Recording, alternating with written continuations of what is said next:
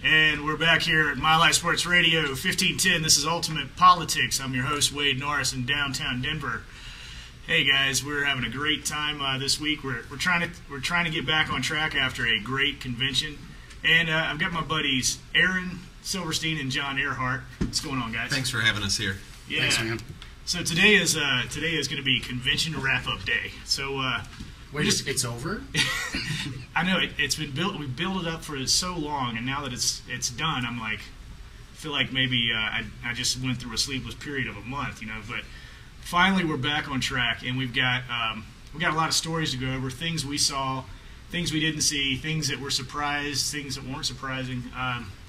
You know, my personal favorite, I'll just tell you what I got to do. I got to interview Chuck D from Public Enemy, and, you know, not many people know that aside from being a rapper, he is a very involved politically person, and he's got his own talk show on Air America called The Real, which comes on Sunday nights around 9 o'clock Mountain Time here.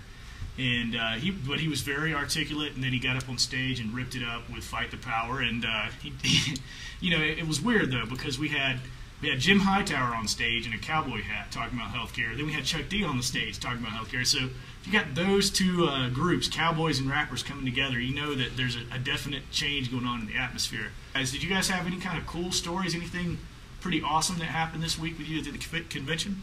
Well, first of all, you know, in your face, Minnesota, top that. I can't imagine that the delegates from Minneapolis-St. Paul are going to be able to go home and stay awake long enough to watch Dick Cheney's fine speaking skills. But I had a lot of fun. There were endless numbers of things going on. It was kind of a circus, but a zoo was more apt down at the Big Tent this week, because there we had this nice space, very crowded, trying to do our bloggity-blog jobs, and that we don't get paid for. And the traditional media, you know, the dead tree media and the boob tube media had to come through and see what bloggers look like. And you know, don't get too close, folks. They do bite. And at one point, my poor living liberally colleague Amanda, who was given a pass to get in just temporarily, and she was held back because the entourage of Katie Couric was coming by to see what bloggers look like. Yeah, I saw that she was interviewing Brown Sox from Daily Kos and McJoan and some of the other guys. What was great was at the same time Dan Rather was next door giving a blistering media critique about large corporate media and how they aren't able to step up and represent the will of the people. And seeing the juxtaposition of his critique and her fluff piece, I wanted to interview her for my blog and ask her, you know, who are you wearing today? And what's George Clooney like offline? You know, things like that.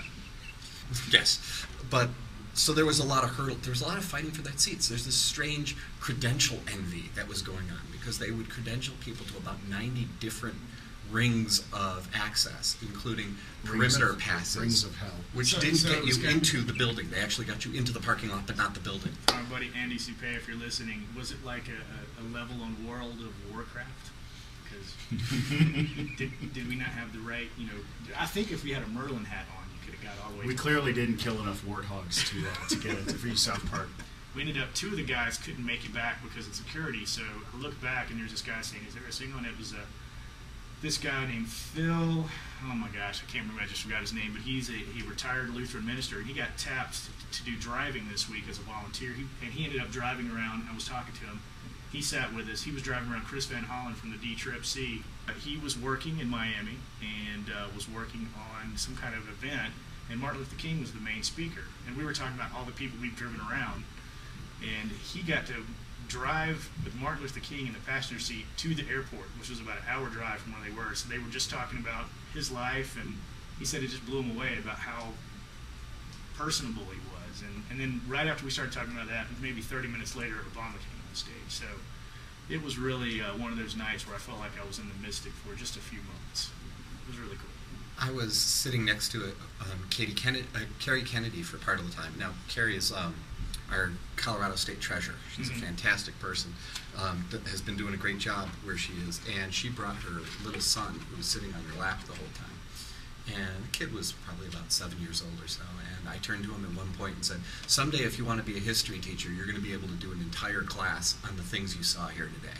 Just keep your eyes open and listen to these things, because history is being made right here. Yeah. Hey, we're going to get it. It looks like Barack Obama's going to be the man. And with McCain picking Pallin just the day after, I don't know who's running his show, but it's almost like maybe he's trying to get back at the Republicans for treating him so bad in 2000, because it seems like he's trying to mess up on purpose, because I don't understand this pick. Do you guys? No, it's, he used to campaign on how inexperienced Barack Obama is, and now you're picking someone who has less experience than a Denver City Councilman in terms of the number of constituents. But not Michael. Well, let's really underline it. John McCain started his exploration committee for the presidency in December of 2006. Pallin has been governor for a shorter amount of time than he's been running for president. That's a good point. He picked somebody who came into large stage politics. I mean, she was a mayor of a small town of a few thousand, wasn't it? What was it, 5,000, 6,000? I think I've heard 6,500, 9,000. Wasilla, Alaska. Oh, that's right. And she played on the basketball team. Oh, great. She was good. So that was her last job until this campaign cycle. So she's brand new to this game, and heartbeat away, we have... That's a touch phrase that I've heard a lot. She's a heartbeat away from the presidency, and that's really scary. Think about this. So shockingly to consider that McCain might fall ill at some point, and would he be hypothetically president?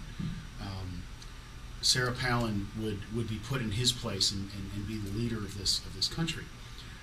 If you look at McCain's voting record and his policies and his positions on women and women's rights, he would actually make it such that Pallin were paid less as president. And that's also going to drag down the presidential turnout. So Barack Obama can take Alaska. Has Alaska ever voted Democrat for the president? Never. I don't think it ever has. And I think it's incredible that this year we're talking about it being the Alaska firewall for McCain. Like, maybe he can hold on to Alaska with this pick. But once you get past the Bering Strait, forget about it. Yeah. And he's even in trouble in Arizona, his home state. Yeah. Absolutely. Well, we're